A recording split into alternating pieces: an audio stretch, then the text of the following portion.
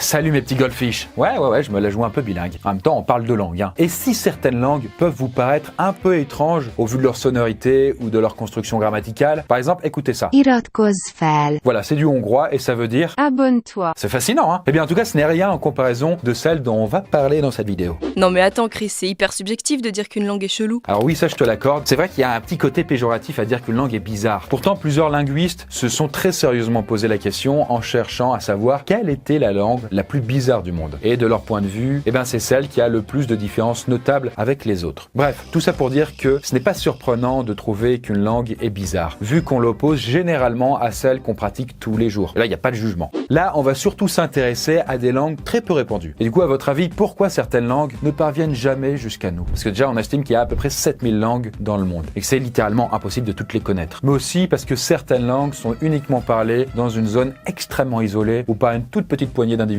Ou alors juste parce qu'elles sont super casse-couilles à apprendre. Ah bah super, moi qui suis déjà super nul pour apprendre 3 pauvres verbes irréguliers. Ah non mais tu sais, ça c'est parce que t'as pas utilisé Babel. Ah ouais? C'est quoi exactement? Eh bah, c'est une plateforme d'apprentissage des langues qui te permet de découvrir des éléments de langage vraiment utiles. Parce que bon, savoir dire tulipe c'est cool, mais bon, qu'est-ce qu'on s'en fout pour survivre dans un pays étranger quoi? Ah bah c'est pour ça que je veux pas parler avec les locaux. J'ai toujours peur de passer pour un con. Et ça fonctionne comment ton appli? Bah, il suffit de créer un compte et là, t'as accès à des cours qui sont donnés par de vrais pros. Genre pas ton pote de promo qui a fait 2 mois de road trip quoi. Là, c'est près de 150 experts qui sont derrière chaque cours. Donc aucun doute sur la qualité. Et à côté de ça, il y a des contenus alternatifs comme des podcasts, des jeux, des vidéos éducatives. Bref, du bonus. Ouais, enfin tu m'excuseras, mais moi j'ai une vie, hein. J'ai pas le temps d'y consacrer des heures dans la semaine. Mais ça, tu vois, ça tombe bien puisque en moyenne, les cours se font en 10 minutes. Donc t'as absolument aucune excuse. Mais le temps, c'est un truc qu'on n'a pas. Même le temps, on n'a pas le temps pour le temps. Et puis si t'es vraiment motivé, bah tu peux vraiment progresser hyper vite. Ok, c'est sympa, j'avoue. Mais si j'ai envie d'apprendre les langues dont on va parler dans la vidéo, tu crois que c'est possible aussi? Alors ça m'étonnerait quand même. Mais en même temps, t'as quand même de quoi faire avec les 14 langues proposées par Babel. Comme le portugais, le norvégien, le turc. Par exemple, je viens de m'inscrire pour parler l'indonésien. Et donc maintenant, je suis capable de dire Allo ikan apa kabar. Je préfère partir plutôt que d'entendre ça, plutôt que d'être sourd.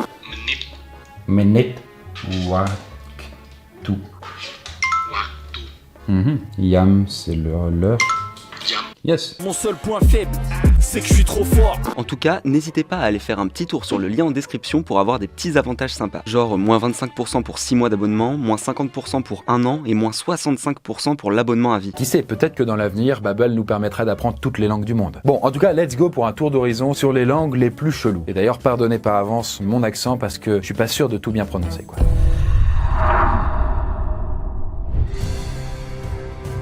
Bon, déjà, est-ce que vous connaissez l'Écosse? Parce que si vous avez l'occasion d'y faire un tour, sachez que vous pourrez y entendre 3 langues. Alors l'anglais évidemment, mais aussi 2 langues régionales, le gaélique écossais et le scot. Et c'est elle qui va nous intéresser puisque cette dernière est quand même parlée par plus de 1,5 million de personnes, soit 1/5 du pays, voilà. Ok, jusque-là rien de bien surprenant. Attends, j'y viens.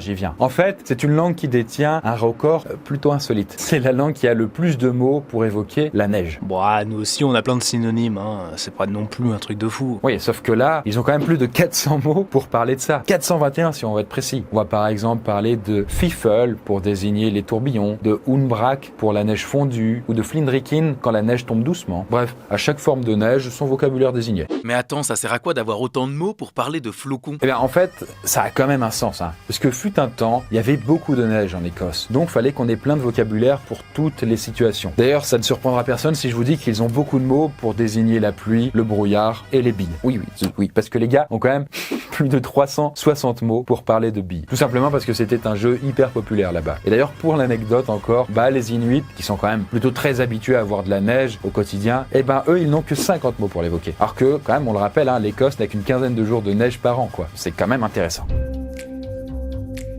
Bon, dans le genre dialecte insolite, on a aussi toutes les langues qui mélangent plein d'autres langues pour en créer une autre. Un peu comme l'espéranto, hein, qui est aujourd'hui parlé par plus de 2 millions de personnes. Et si certaines de ces langues mixtes peuvent réussir à devenir un langage courant, d'autres restent ultra secrètes. À l'image par exemple du polari. Parce qu'en effet, le polari est ce qu'on appelle une langue cryptolecte. C'est-à-dire que c'est une langue qui a pour vocation d'être uniquement parlée et comprise par un groupe de gens bien précis. Genre comme un langage codé, mais juste entre gens d'une même communauté? Voilà, exactement. Et du coup, le polari, c'est pareil, mais pour la communauté homosexuelle britannique, des années 50. C'est très précis, oui, je sais. Il fut un temps où, au Royaume Royaume-Uni, l'homosexualité était encore considérée comme un crime et était sévèrement punie avec des risques de castration chimique, de peine de prison ou d'électrothérapie. Alors, pour réussir à trouver des partenaires, certains hommes ont trouvé le moyen détourné de communiquer leurs désirs en inventant un dialecte mélangeant plusieurs langues, de l'argot et du verlan. En fait, il faut vraiment vous imaginer qu'il fallait être initié pour comprendre le polari. Donc vous pouvez tout à fait être à côté de gens qui le maîtrisent parfaitement et ne jamais le savoir. Et là, c'était tout l'intérêt d'ailleurs, parce qu'ils pouvaient parler de trucs super random, genre « T'as vu comment il fait beau aujourd'hui ?»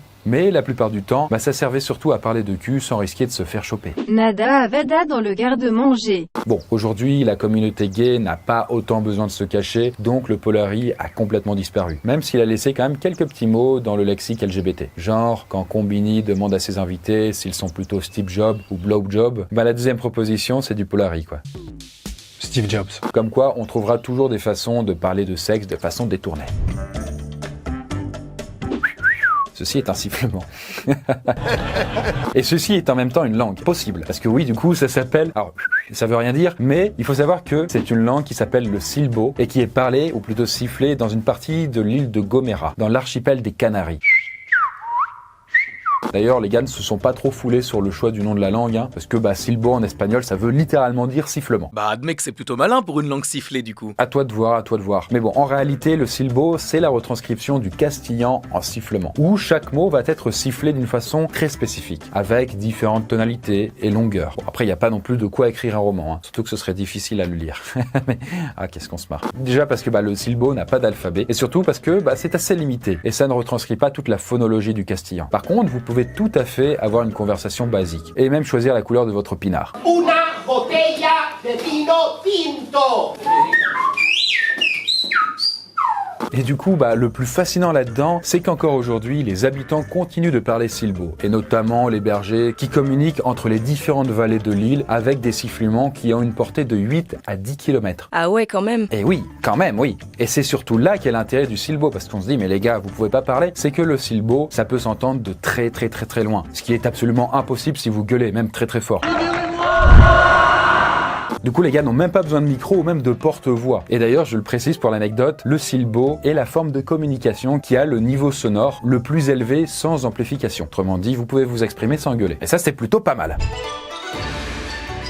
Et donc, après la cryptolecte parlée par des gays, je vous présente le Nunchu, qui est une cryptolecte pour les femmes, et plus particulièrement pour les femmes de la province rurale de Hunan, en Chine. Bon, en vrai, je triche un petit peu parce que c'est surtout une langue écrite qui se base sur le mandarin et qui a été réadaptée pour qu'elle soit totalement incompréhensible pour les hommes. Pendant des millénaires, les femmes chinoises n'avaient pas le droit d'aller à l'école et donc pas l'occasion d'apprendre à lire et écrire, surtout si elles vivaient à la campagne. C'est donc en réaction à cette interdiction que les femmes de la région se sont dit que ça pouvait être cool d'inventer leur propre alphabet à partir du mandarin. Et grâce à ça, elles ont pu trouver une façon de communiquer entre elles et surtout de raconter leur quotidien pas toujours hyper joyeux. Le nushu était principalement utilisé pour écrire des poèmes, des chants, mais surtout des textes qui donnaient des conseils aux femmes pour qu'elles réussissent à s'imposer dans une société très patriarcale. Et oui, le nushu était une forme de littérature féministe. C'était d'ailleurs une langue qui employait beaucoup de vocabulaire sur le quotidien, les tâches ménagères, mais aussi sur la nostalgie et la domination masculine. Selon le professeur Zhao Liming, le Nunchu était bien plus qu'une jolie langue pour écrire des poèmes. En fait, c'était surtout un moyen d'expression très fort pour assumer son statut de femme et surtout pour lutter contre les connards. Et on salue tous les connards qui sont nombreux. Voilà. En tout cas, aujourd'hui, il reste malheureusement très peu d'écrits en Nunchu, car beaucoup de manuscrits ont été enterrés avec leur autrice. Mais en Chine, les linguistes continuent de faire des recherches sur cet alphabet mystérieux et les secrets qu'il pourrait bien encore révéler. À votre avis, ce serait quoi la langue la plus simple à apprendre? C'est pas l'anglais? Oh, qu'est-ce qu'il a dit? Qui a dit ça? Qui a dit ça? Ah non, mais attendez, l'anglais, mais quelle blague. You can't do what we want to do. Non, même si l'anglais est encore la langue la plus parlée au monde... Respecte du haut anglais. Eh bien non, ce n'est pas à celle que je pensais pour la plus facile à apprendre, mais au Tokipona. Hein? C'est quoi ça? Eh bien le Tokipona, c'est ce qu'on appelle une langue minimaliste. C'est-à-dire qu'elle se contente du minimum, et vu qu'elle est composée de seulement 120 mots, en comparaison, dans la langue française, il y en a quand même 200 000, si on compte les noms propres, ça vous donne une petite idée de la différence.